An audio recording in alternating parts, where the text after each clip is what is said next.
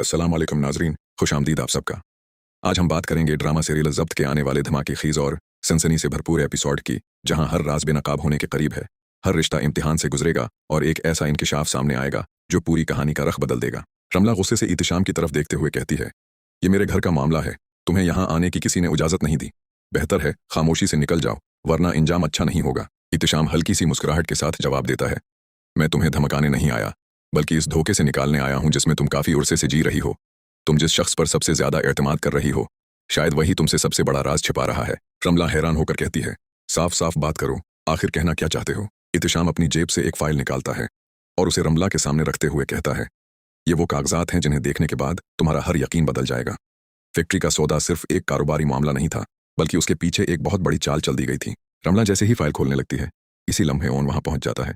Own सख्त लहजे में कहता है, रमला, इसकी किसी बात पर यकीन मत करना, ये सिर्फ हमारे दरमियान गलत फहमियां पैदा करना चाहता है। इत्तिशाम कहका लगाकर कहता है, अगर तुम वाकई सच्चे हो तो फिर उन कागजात से इतना डर क्यों रहे हो।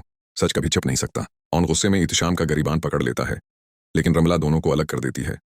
वो पहली बार ऑन की आंखों में देख कर कहती है, अगर तुम बेकसूर हो तो मेरी आंखों में देखकर कसम खाओ कि तुमने मुझसे कुछ नहीं छुपाया। ये सवाल सुनते ही ऑन चंद लम्हों के लिए खामोश हो जाता है। इसकी खामोशी रमला के दिल में नए शकूक पैदा कर देती है, जबकि इत्तिशाम के चेहरे पर फाथाना मुस्कुराहट आ जाती है। दूसरी तरफ एलिया भी मुसलसल बेचैन होती जा रही है। उसे बार बार ऊन की वो बात याद आती है कि तुमने मेरे किरदार पर सिर्फ अंगली नहीं उठाई, बल्कि मुझ पर मुकम्मल फैसला सुना दिया।